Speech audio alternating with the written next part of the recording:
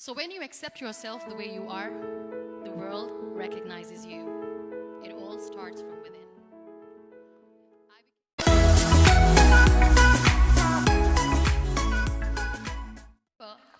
The day I sat on the wheelchair for the first time, knowing that I'm never going to leave this, knowing that I won't be able to walk for the rest of my life, I saw myself in the mirror and I talked to myself. And I still remember what I said. I cannot wait for a miracle to come and make me walk. I cannot sit in the corner of the room crying, cribbing, and begging for mercy because nobody has time. So I have to accept myself the way I am. The sooner the better. So I applied lip color for the first time.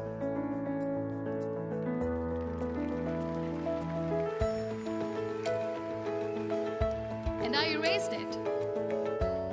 And I cried. And I said, what am I doing? A person on a wheelchair should not do this. What will people say? Clean it up. Put it again. This time I put it for myself. Because I wanted to feel perfect from within.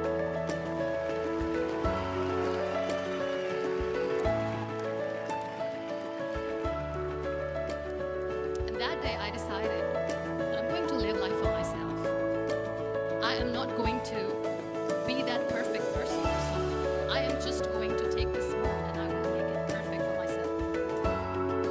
And you know how it all began? That day I decided that I'm going to fight my fears. We all have fears. Fear of unknown, fear of known, fear of losing people, fear of losing health, money. We want to excel in career, we want to become famous, we want to get money. We are scared all the time.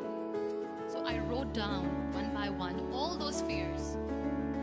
And I decided that I'm going to overcome these fears one at a time. You know what was my biggest fear? Divorce. I couldn't stand this word. I was trying to cling on to this person who didn't want me anymore, but I said no. I have to make it work. But the day I decided that this is nothing but my fear, I liberated myself by setting him free.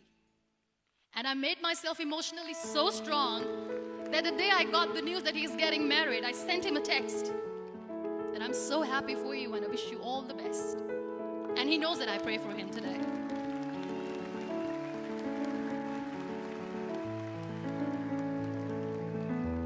My biggest fear, number 2, was I won't be able to be a mother again.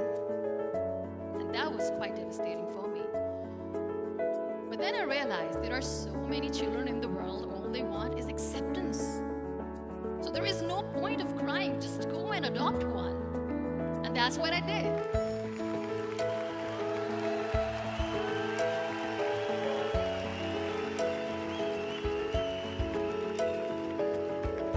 I gave my name in different organizations, different orphanages. I didn't mention that I'm on a wheelchair, dying to have a child. So I just told them that this is Muniba Mazari and she wants to adopt a boy or girl whatsoever, but I want to adopt a kid. And I waited patiently. 2 years later, I got this call from a very small city in Pakistan. I got a call and they said, are you Muniba Mazari? There is a baby boy and would you like to adopt? And when I say yes, I could literally feel the labor pain. I said, yes, yes, I am going to adopt him. I am coming to take him home.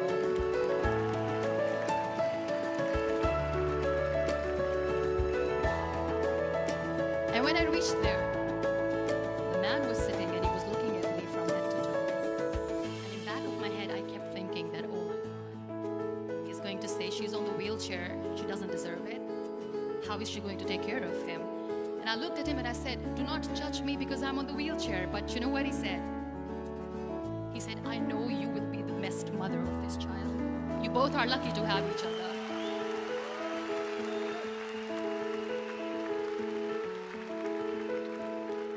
And that day, Niall was 2 days old, and today he's 6.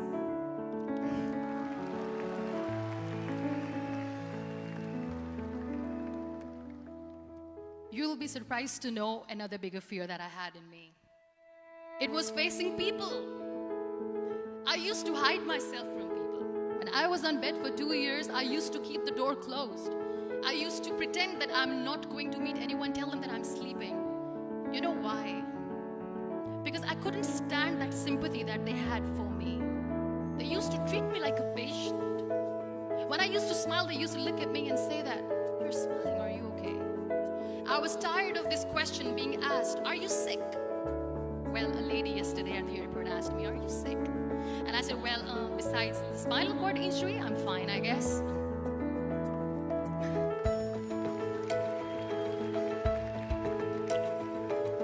But those are really cute questions. I never used to feel cute when I was on the bed. So I used to hide myself from people, knowing that, oh my God, I'm not going to see that sympathy in their eyes. It's all right. And today I'm here speaking to all these amazing people because I have overcome the fear.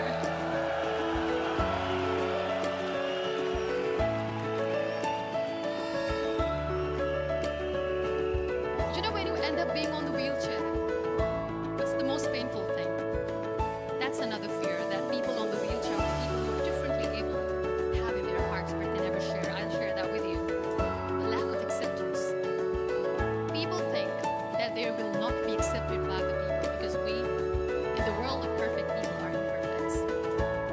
So I decided that instead of starting an NGO for disability awareness, which I know will not help anyone, I started to appear more in public. I started to paint. I always wanted to. I have done a lot of exhibitions. I'm Pakistan's first wheelchair-bound artist.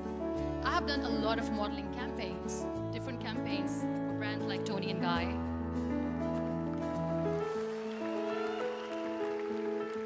I have done some really funny, breaking the barriers kind of modeling.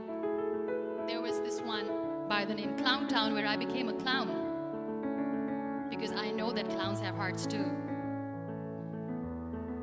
And then I also decided that if I really want to make the difference, I am not going to let people use me for their polio campaigns where they will make you a victim and an emblem of misery and mercy and will say that, you know what, give polio drops to your children or they'll become like this girl.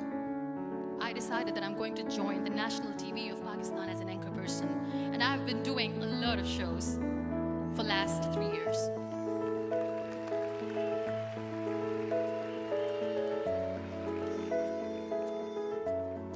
So when you accept yourself the way you are, the world recognizes you. It all starts from